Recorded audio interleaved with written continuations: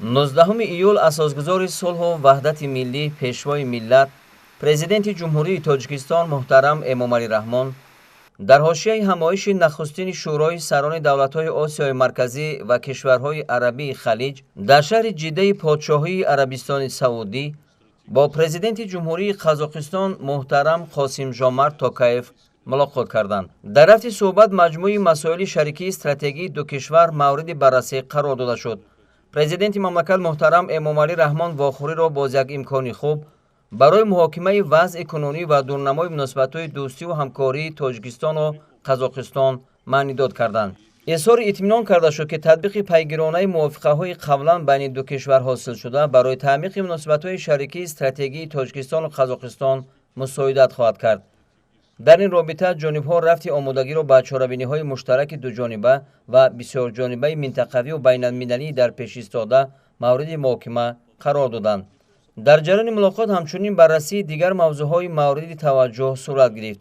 сарони давлатҳо барои боз ҳам самаранок истифода бурдани ҳамаи имкониятҳо ҷиҳати бо муваффақият гузарондани рӯзҳои фарҳанги ҷумҳурии Тоҷикистон дар ҷумҳурии Қазоқистон дар моҳи август, инчунин чорабиниҳои сатҳи олӣ вохӯрии панҷуми машваратии сарони давлатҳои осиёи марказӣ ва ҷаласаи навбатии шӯрои сарони давлатҳои муассиси фонди байналмилалии наҷоти арал табодули андеша карданд.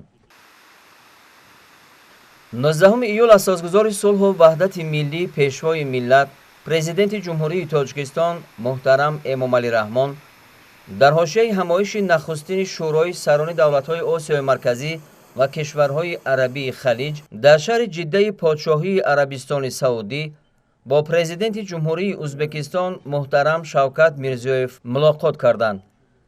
дар рафти суҳбат маҷмӯи васеи масоили ҳамкорӣ, дӯстиву бародарӣ ва ҳусни ҳамҷавории Тоҷикистону Узбекистон мавриди баррасӣ қарор дода шуд.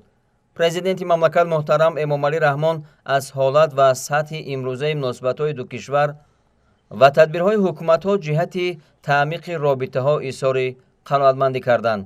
ҷонибҳо вазъи робитаҳои ду кишварро дар сатҳи дуҷониба ва ҳам дар чаҳорчӯби ташкилоту созмонҳои минтақавиву байналмилалӣ баррасӣ намуданд.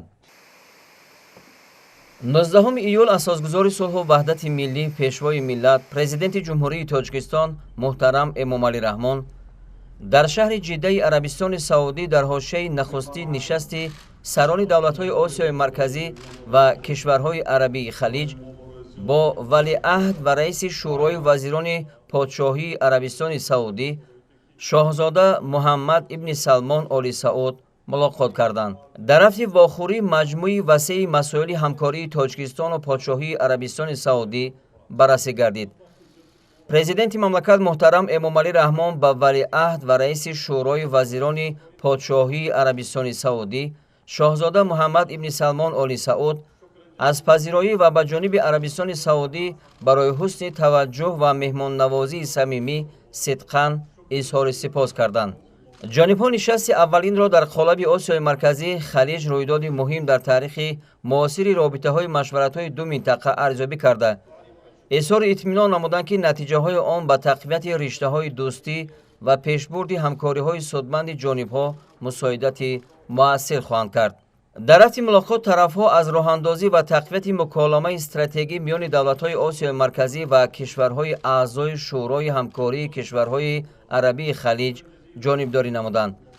зимни вохӯрии масоили ҳамкории ду кишвар дар бахшҳои барои ҷонибҳо судманд, таҳкими робитаҳои ҳасана, нақши хосаи муколамаи пайвастаи сатҳи олӣ ва баланди ҷонибҳо муҳокима гардид.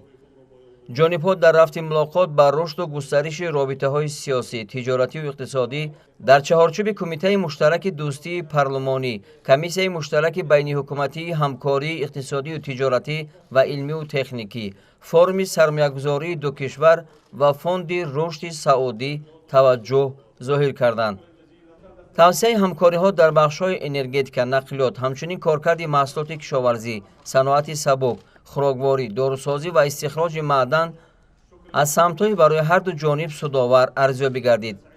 ҷалби сармояи Саудӣ барои рушди бахшҳои иқтисоди миллии Тоҷикистон, ки дорои захираву имкониятҳои фарох аст, зарур шумурда шуд.